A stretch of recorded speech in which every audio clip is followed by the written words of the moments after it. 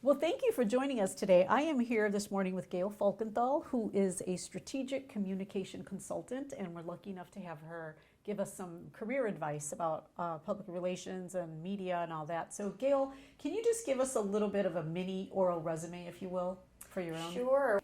I started the first half of my career as a broadcaster. I was fortunate to get a job while I was in college that developed into a real full-time job and a career in radio and television here in San Diego, but primarily in radio and specifically news talk radio. That's actually rare that somebody gets to start their career in San Diego. And along the way, once you started doing a lot of broadcast media, you made a switch at some point and started doing more public relations. I did. I actually made a very clean breakover eventually.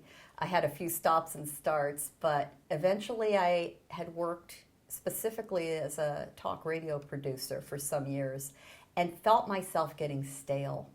When you feel that in a job, that's a sign you need to pay attention to, that you need a new challenge, you need to move on.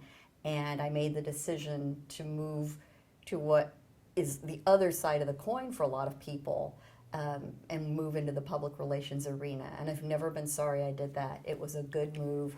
It gave me a lot of new challenges and new things to learn. How prepared were you, or how did your media skills serve you when you made that crossover? Very well. In fact, I have a bias in favor of having a journalism background before you go into the public relations field. It's a tremendous asset, in my opinion, and it served me really well. And at the heart of both professions, once again, is storytelling. The story is always the most important element for whatever you're doing on both sides. So I felt very well prepared, but I did also prepare myself very systematically for the changeover. I was fortunate in that I wasn't laid off or fired or moving, so I was on my own timeline. So I took advantage of a couple of things. First of all, I went back to school and got a master's degree at that point in mass communication to position myself a little better. And I also started taking on some volunteer assignments doing media and public relations so I could essentially practice a little bit, some hands-on, without the pressure of having to earn a living and please an employer with my skills. Mm-hmm. And so I really felt ready when I finally made what I think of as sort of my final break from doing journalism, moving to public relations. No, you also worked in the public relations field for companies or organizations, but now you don't do that. You're on your own. I would imagine that it's, you have to have the right skill set and experience and under your belt to be able to go off on your own. Was that kind of scary for you when you decided to do that? At what point did you know, I don't really want to work for a company anymore? Well, a lot of us who become our own bosses or entrepreneurs, some people step into it, but a lot of us get pushed. In my case, I had been laid off 3 times in 5 years, all budgetary issues. And finally, the 3rd time I thought, how much worse could I do by myself? And fortunately, after every one of the layoffs, work came to me. People I knew in my networks contacted me and said, hey, I hear you're left such and such organization. Do you have time to do a project with me? Or I know someone who needs 6 months worth of work. So every single time I realized I was picking up work. Work was out there for someone like me. And the other blessing is that technology and the access to it, easy, affordable access, made it so much more possible for me to make that transition. And I finally thought, yeah, it's time. The universe is telling me after the 3rd layoff, it's time to go to work for yourself. And it was the best thing I ever did. I'm so happy to hear you say that. No, one of the changes in the industry that has come about probably, I don't know, maybe in the last 5 years, correct me if I'm wrong, is the legalization of marijuana and companies getting involved in that, cities getting involved in that. And so I know I've been approached by at least one person so far in the public relations field who's asked me, you have a lot of media experience and skills. Would you be interested in getting involved in a project that involves public relations for, a company that is involved in this industry? Can you talk a little bit about that, because you've had some experience with that as well? I'll talk about this in a global sense, because those decisions apply to every single client you choose to take on. And you do have choices, more than you think you do. In the beginning, a lot of people who have to secure their own clients think, well, I need to take every bit of business that comes through the door. I mean, I need to pay my bills, and I don't know where money is coming from. And you do feel very anxious about that when you first start running your business. But you do define yourself in a lot of ways by the clients you take on. From a philosophical point of view, first of all. Second, you need to have the skills to be able to serve them well. They're paying you, hopefully, good money to render services to them. And you do need to make sure you're in the right niche, that you have the right skill set, or that you develop it. And all of those issues come about when you decide whether or not to take on a client. And the third thing is the relationships you have with the clients. Is it a good working relationship? Are these people, the kind of folks that you would be proud to represent? Do they treat you well? Do they consider you a full partner? Do they listen to your advice? Mm-hmm. Which is a bigger issue than you might imagine. Mm-hmm. And in this case, if somebody I didn't know approached me who was in an industry such as the legal cannabis business, I'd probably say no. Yes. So switching gears just a little bit, one of the things that that stays in my head when I connect you to it is that resume writing workshop that I attended with the press club.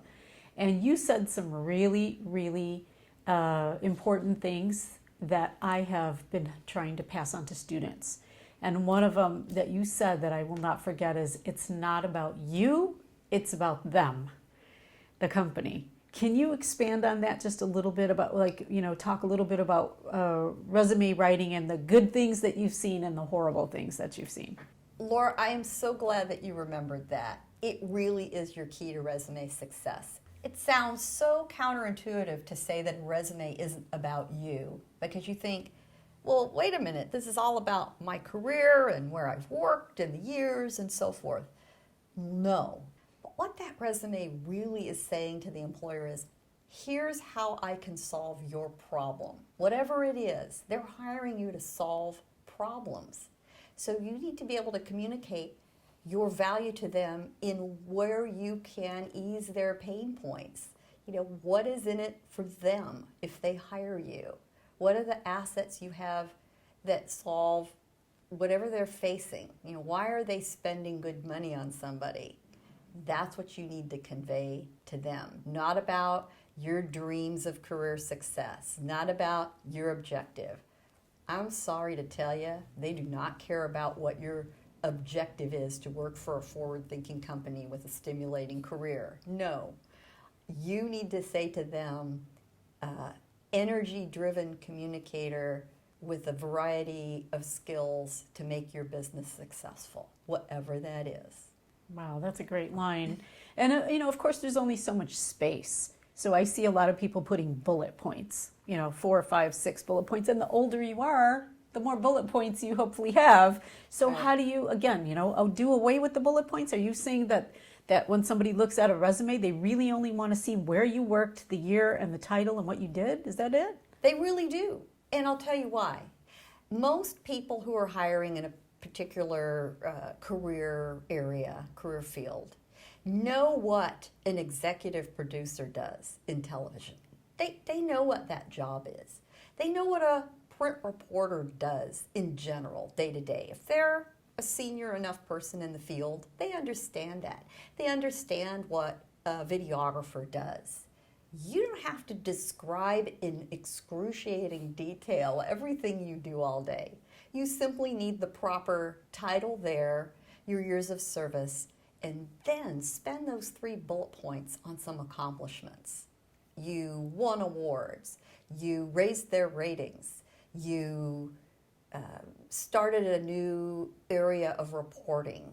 Whatever those highlights of your career stay at that job were, demonstrate those, but make sure that they answer some kind of question going back to how you can solve their problems. Find out, do a little research. What are they hiring you to do exactly? And what would make you successful in that job? What would the employer consider success if they hired you? Tailor your resume accordingly.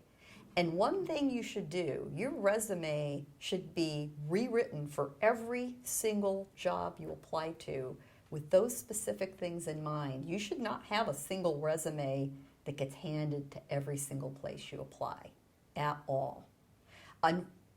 Unfortunately, another reality of resumes today is they need to be able to be scanned by a machine. They need to have some keywords in there. And usually the employer is going to set up the search with some search terms they're looking for. So how do you know what those are? They're usually in the job description.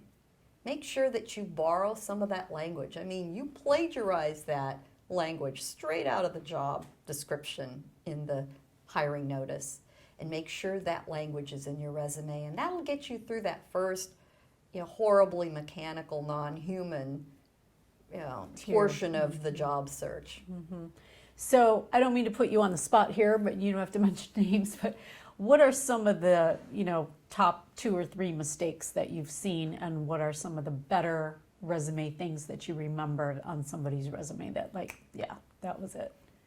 The best things I see on resumes, and I just went through a hiring panel for a fairly large public organization, so I've just seen quite a few resumes recently. The absolute best one had no objective statement. What he had was a statement at the top under his name and address and phone number, explaining how his skill set could make the company successful. Brilliant, absolutely brilliant. The others are very to the point, very clean. Less is more, it really is. We are in the too long, didn't read universe. You don't need excruciating descriptions of every single thing you've ever done in every single job. Nobody's going to look at it. And even more important, you risk somebody reading through a lengthy resume and missing what's really special and unique and valuable about what you can do in the sea of all this other stuff that's there.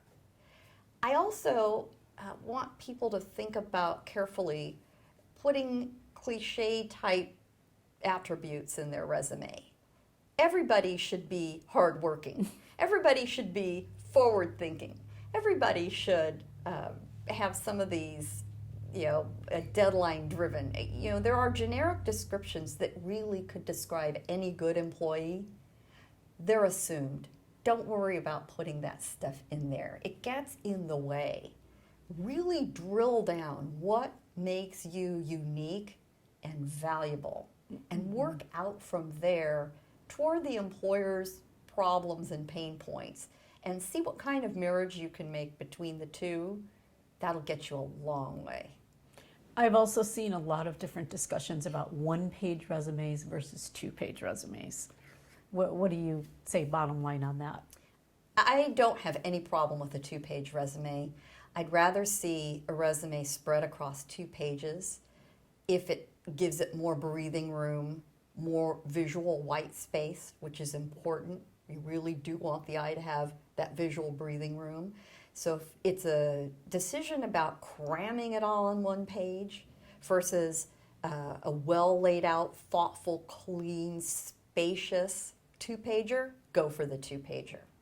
And I'll add one more thing. For those of us who have very lengthy resumes, start dropping off things like where you went to high school and your very first job. Resumes are a snapshot. They're not a transcript. They do not have to be comprehensive. Collapse everything back past 10 years unless there's a significant career highlight back there that you can point to. Otherwise, really, your career is relevant a decade or so out, especially in career fields like ours, which change so much over the years. Sad to say, your job history, other than just the raw experience, past 10 years, is probably not very relevant. Okay. And I get this question a lot from younger people, college-age people. If I work at Starbucks, if I work at Target, and it has really nothing, like I wasn't in the communications department, I was just a sales clerk or a bartista, do I put that on my resume? What you need to think about is, how did that experience help you become the potentially valuable employee you could be? I will tell you that if you work in customer service, which a lot of people do as their first job, they work in retail sales, they work in the restaurant industry, make no mistake, you are in the communication business and you are also in the public relations business. Think about it. You're the face of that company to every single customer you ever helped. How did that make you think about applying those skills at a higher level, where you want to aspire to? How did that make you cognizant of just how damaging it can be to a company's reputation? When a frontline employee does something horrible, and we've unfortunately seen those examples in the restaurant industry, in the airline industry. Think of how many horrible customer service episodes we've seen. That then falls to you as the public relations professional to help the company get over that hump. If you worked in retail or a job that you might think of as low level, as a wait staff person, you have very valuable skills. What makes them work for you is translating them into the career you then aspire to become Great. Involved with. That's great advice. Great advice. A lot of times I look at somebody else's resume and I can help them tweak it. I always have trouble with my own. And that's such a good point. It is a good idea to get somebody else to look at your resume that's perhaps a colleague or a mentor who can spot those things about yourself that you're maybe a little too close to or have our various emotional baggage about, and point those strengths and weaknesses out to you. Okay, great. And I also wanted to ask you this question. I should have asked it a little earlier when we were talking more about journalism, but you never stopped doing freelance journalism, and you kind of had a surprise reveal at the San Diego Press Club, which I didn't know about. I guess if I looked at your LinkedIn, I would have saw it, I hope, about your contribution that you make to boxing. I thought that was really, really special, and you could tell how passionate you are about. Can you just talk about that? I am. I think, oh Lord, don't get me started on this. But when I first aspired to go into journalism, I wanted to be a sports writer. But that was a long time ago when women didn't do just going to say that. They really didn't. And certainly if they did, they were generally relegated to, figure skating, which I love, by the way, gymnastics, tennis maybe, that's it. Certainly not combat sports. So that got put on the back burner for a long time, and I ended up doing more general news and politics and so forth. But I had always been a boxing fan. I grew up in a household where boxing was sort of the normal order of the day. And I had an opportunity years and years later as a freelance journalist to pick up sports writing again through a very unusual opportunity that I grabbed, and became a boxing columnist. And I do it to this day. I love it. It gives me a chance to exercise some different skills. It gives me a chance to once again see the public relations profession from the viewpoint and lens of a journalist, which is extremely valuable to me in my everyday role. So it keeps me sharp and fresh, and it's been a wonderful asset, and also an attention getter for me in my business, because it is unusual still for women to work in sports and in boxing in particular, and it makes people want to ask me questions. So they pick up the phone and say, "What is this?" And it gets my foot in the door frequently. So any last advice or, any other things that I didn't ask you about that you think are important to mention, talking about career, communications, public relations? I mean, you've done a lot. So that's why I really wanted to sit down with you and talk to you about some of the things that you've done and just, the aspiring folks out there that might not know how to make a switch or are just getting started. Any advice or tips? You've given a lot already. Right. When I got out of school and got my bachelor's degree, I have to be honest, I was so glad to get out of there. I felt like I'd been paroled. I thought, I'm never looking back. I'm done. Thank goodness. This is over. That's it. I couldn't have been more wrong about that. The one thing you can never stop doing is educating yourself, especially in a career field that has any technological aspect, because it's going to change. What I did when I first started is so radically different from what I do now. The tools change, the approach changes. You have to continually educate yourself. You can do that formally through schooling. You can do it through networking, through professional development. And thankfully, technology does give us so many more ways to do that. But there are core skills that never change, that are surrounded by this package of the tools that we all learn to use. But the ability to write, the ability to read, the ability to tell a good story, and those judgments that you develop never change. But you do have to know what the tools are to package them. So you have to keep at it. Never let yourself stand still. Never let yourself get stale, and you'll be successful. Well, thank you, Gayle. You have really given a lot of information in a short, little, concise interview, and you really grabbed my attention at the San Diego Press Club hearing what you were saying, and it just kind of stuck in my head. So thank you, and congratulations on such a wonderful career that you've had in San Diego. You've made your mark here for sure. Thank you so much. Yeah. And I hope this is useful for people who have so much to offer and just don't realize how to let that shine. Yeah, I remember being young and just not knowing, you're a certain major or you're in communications, but you don't really know which direction you're headed, and everybody has a different path. So, and keep an open mind where that path leads you. You might be surprised, especially in the beginning of your career. Try everything. That's your chance to ask every crazy question there is, because you've got a pass. You're young, you're new in the profession. Don't hesitate. That's the time to explore, to see what grabs you, to find out what you're good at, and you might be surprised. Yes, I agree with you. Thank you so much. Thank you, Gayle, for You're showing welcome. up and for Good luck, talking. everybody. Thank you. Appreciate it.